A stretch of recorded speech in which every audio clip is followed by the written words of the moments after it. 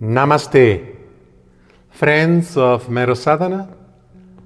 Today I introduce to you a meditation based on breathing.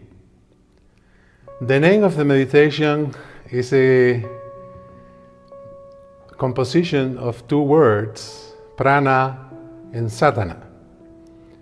Prana because it's actually a meditation that takes 5 pranayamas from the yoga pranayama, and sadhana because sadhana is the key word of this group, mero sadhana, which is very important for any kind of growth, either spiritual, either in art, in any kind of field of life.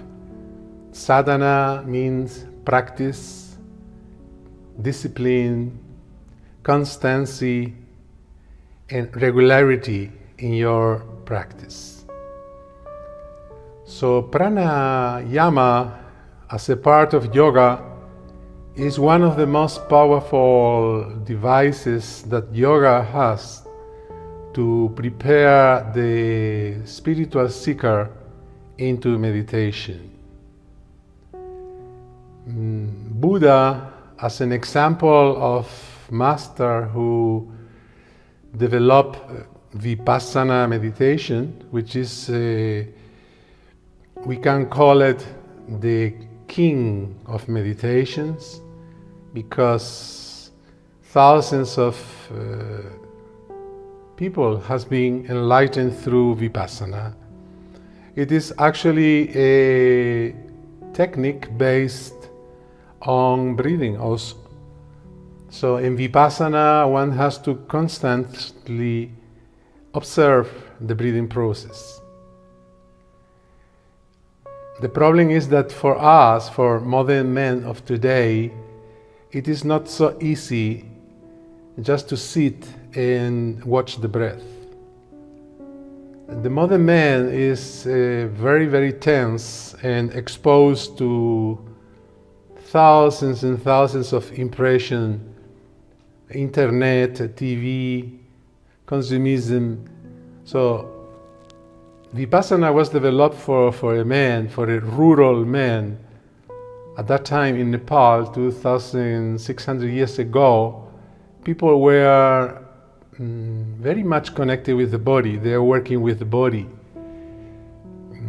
They have to go to the river to pick up water or to work in the fields to have veggies to eat. So this constant body activity make of that people a very much connection with the body and working with the body for 10, 12 hours a day. So coming after such a body work, you can say, coming back home, it should be not very difficult to sit and watch the breath. But for us, for modern men, to watch the breath becomes a torture and quite difficult, because a few minutes later the mind has already fly somewhere and we have lost the track of keeping the attention in the breathing. So what I did simply is to create a structure of meditation in which pranayama as a preparation for meditation as 5 parts of the meditation. And the 6th part is already when the real meditation starts, which is simply sitting and observing the breath, because we have been for 40 minutes observing the breath, or simply being aware of everything which is happening in the outside. Basically, in my school of meditation, I always work with sound, so I suggest to put attention on listening everything which is happening around you is sound. If you become aware of that, it's always sound. So if you cannot become aware of the breath, you become aware of what you are listening. So here is the structure of prana and sadhana. The meditation is of 1 hour, and you have 5 parts of 8 minutes each. So in the first 40 minutes, the whole attention of our activity will be focused on breathing. And the last 20 minutes will be just sitting and listening. So the first pranayama, it is called traditionally in India and in Nepal, Kapalbhati. And so Kapalbhati, we are going to use in each section a different music, a different sounds, so that the pranayama becomes easy. If we have to be 8 minutes doing a certain kind of breathing, also for the mind, it can be difficult to keep attention, or the mind becomes not cooperative and gets tired. Hence, I like to settle the meditation in the audio or music structure. So in Kapalbhati, what we are going to do is to listen to this music. So listen to that music. So it's a very rhythmic music which will help us to do a Kapalbhati. And Kapalbhati is simply keeping the mouth closed and exhaling very fast and strong through the nose. It's something like this.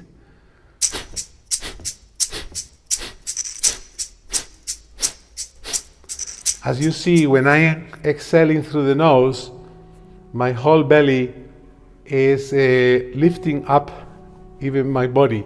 And this is due that just by doing this strong exhalation, the diaphragm, the muscle that move the lungs on the down part of the stomach, is really contracting towards the in. So if this is my stomach, at the same time that I am exhaling very strong,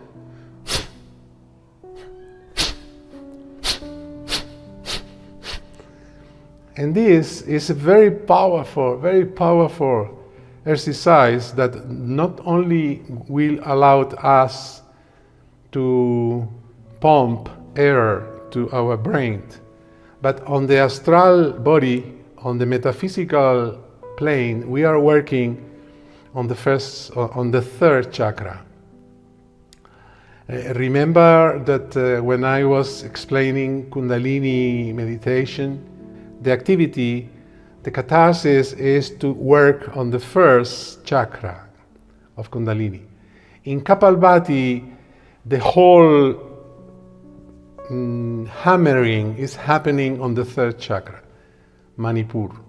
And Manipura is a chakra in which all the emotions, the feelings are stored as a certain kind of crystallization. It's like all those feelings from the past, fears, repression, anything that we repressed gets stored in that area.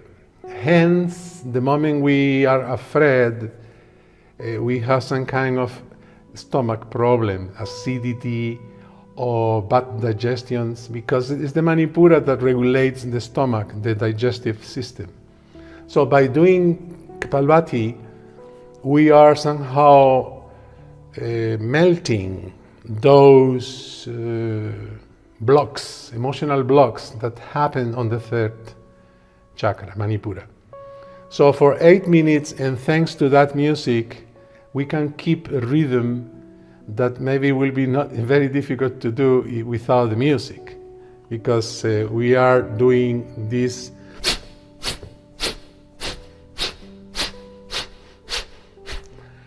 and it is like the Roman used to have on the galeras, these boats, the slaves, they were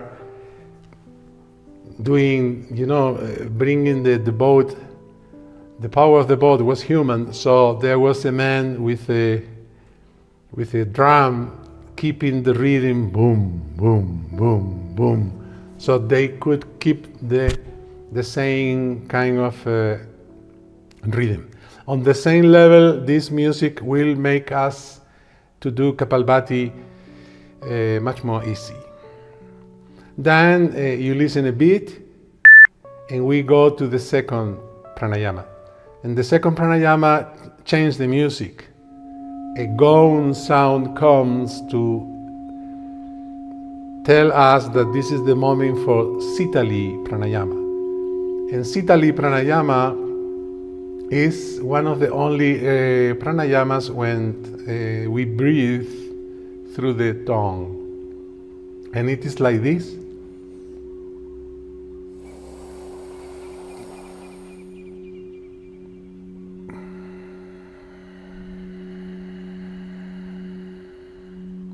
So we make a reading of inhalation through the tongue, curve,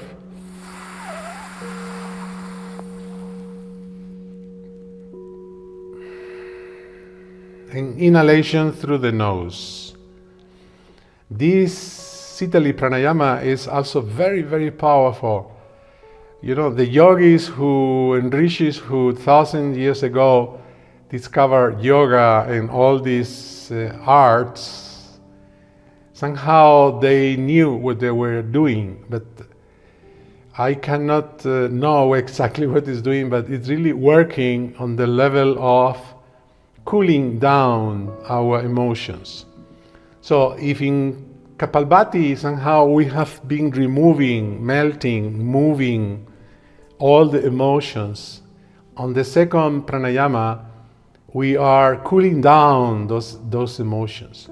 So yogis says that the air entering in the curved tongue enters very cold because it's going through the mouth, and it touches a point in the inside the throat, which affect somehow the metaphysical body to cool down emotions.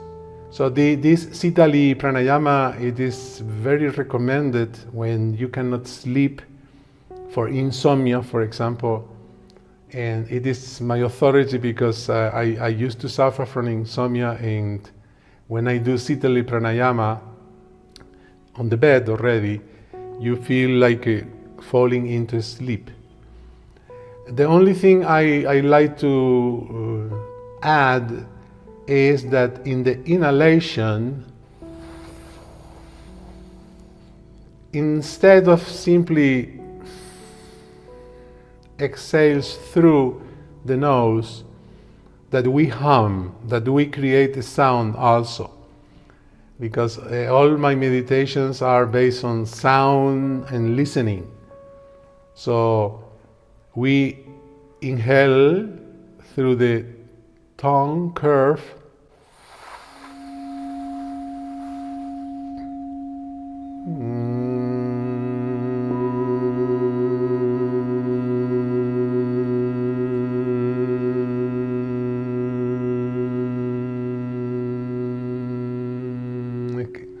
So why to create a sound? If I exhale the air, it will be very fast. It will be like the lungs will empty it very, very fast. But if I create the humming sound, the air goes slowly, slowly out. So the sound becomes long in time. And this also has an effect in the brain, in the astral body of relaxation, because we are inhaling maybe 4 seconds and exhaling maybe 12-15 seconds thanks to the humming. And the same phenomena we will keep doing on the third pranayama. We listen a bit, beep, and we go to Brahmari pranayama. And Brahmari pranayama is actually different. In yoga, they cover the ears, the eyes, the nose, etc. This is based on Osho Nada Brahma meditation, which is simply breathing and exhaling through sound, humming also. With the mouth closed, we hum. And exactly the same that I was saying about Sitali, this is a phenomena of changing the pattern of inhaling maybe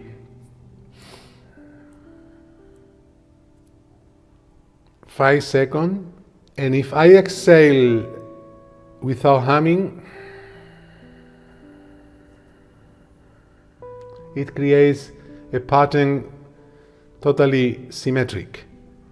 But if instead of inhaling freely air, I hum and I create a sound, the thing is different.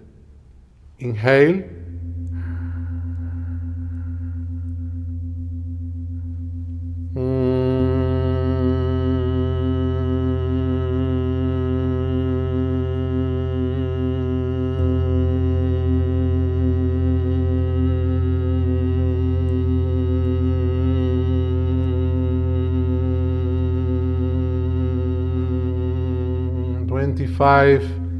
even 30 seconds. And this breaking short inhalation and very long inhalation, it really is one of the key secrets of Nada Brahma meditation, because the mind relaxes, and also we are pumping a lot of oxygen and also giving the opportunity to the body to exhale a lot of carbon dioxide, which is not only on the physical plane carbon dioxide, it is also negativity, thoughts, bad thoughts, etc., etc. Remember that meditation with Osho works always using the body-mind. Whatever is happening in the body is because the mind is there creating it. So vice versa, by working with the body, we are changing the consciousness of the mind. So hence those exercises of breathing apparently, I would say silly, are immensely transforming. And we pass through the fourth pranayama, which is Anulom Vilom, which is simply the traditional pranayama of breathing through nostrils, exhale through the other nostril,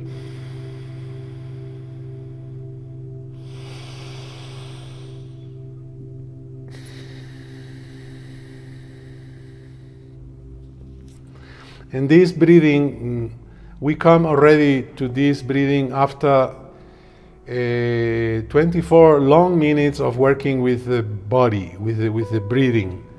And somehow, Anulom Vilom, I see it as a tantric breathing, in a sense that we are giving to each of our hemispheres or our lungs the right proportional attention and oxygen.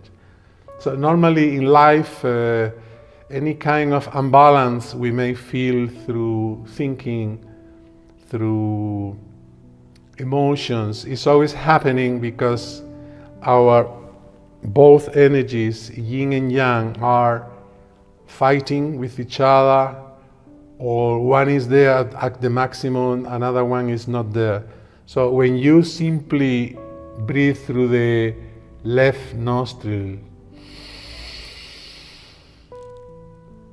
exhale through the right, inhale through the right,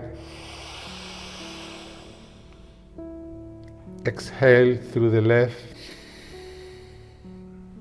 and you keep this for 8 minutes. It's like a attention, oxygen, prana is giving to both of our energy, yin and yang. You can call it the inner man, the inner woman, or on the very physical plane, the left hemisphere and the right hemisphere. So this fourth pranayama is amazing, relaxing, really deeply a relaxing tool where we are already transforming the energy that we had when we started our meditation. Then comes the beat to go through the fifth pranayama. And in the fifth pranayama, there is no more sound. It is total silence, but it's not yet meditation. And what we are going to do is the saying Anulom Vilom becomes Nadi Sodhan. And Nadi Sodhan is simply Anulom Vilom, but with retaining the air.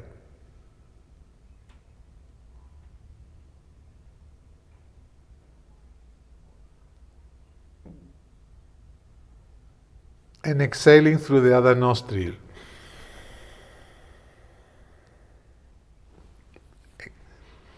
So it is simply Anulom Vilom, but with retention. We keep the air in.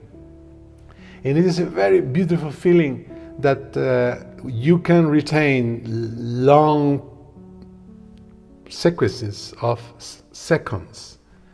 For example, if I try to do Nadi Sodhan just like this, in a train, in a bus, outside, I will feel that it's very difficult to retain.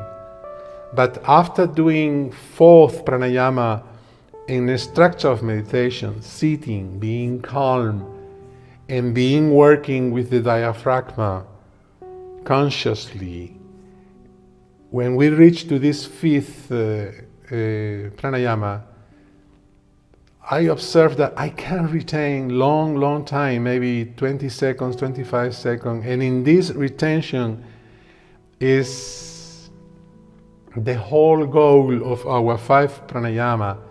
Is at that moment when you retain, your whole attention should be in listening. So inhale, retain, close eyes and listening. Because there is no sound outside. Before, each pranayama used to have a gong. Some music was there helping. Now there is no sound. Maybe you first start listening to the outer sound of your environment, but the miracle is that you may also start listening to the inner sound. You may listen your heartbeat. You may listen, if you are really attentive, you even may listen your blood flowing through the vein. That creates also a sound. And this is the training of those 5 pranayama, to give us 40 minutes long structure in which we are seated So we are in meditation. We are not doing active meditation like dancing, shaking, catharsis. We are totally like a monk, sit, and the only thing that is moving is the breathing device of us, the diaphragm. And the consciousness is totally focused on breathing. And this is the miracle of Buddha's discovery, that if we are conscious when we breathe, mind dissolves. And with mind also dissolve emotions, movies, tensions. Anything that is related to the mind calms down. And we reach to the minute 40, where we have still 20 minutes for meditation. And in meditation, simply we don't do any more pranayama, we are not doing any more any kind of activity. And what I suggest for meditation is to use earplugs and blindfolds. This gives simply us a sense of going in. So we close to the outer sounds.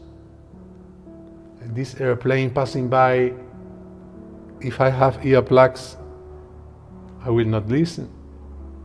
Or I will not be distracted by looking at the window, how beautiful day, oh, a beautiful bird just on that tree. No, we don't see anything, we don't listen anything.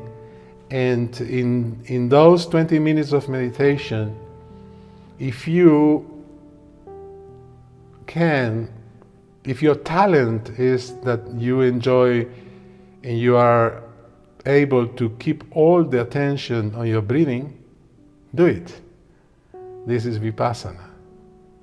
But if you feel or have difficulties to keep the attention on breathing, then listen. Listen. With the earplugs, you may not listen the outside sound, but something may happen. You just listen to the heartbeat, to the blood moving through some arteries that really it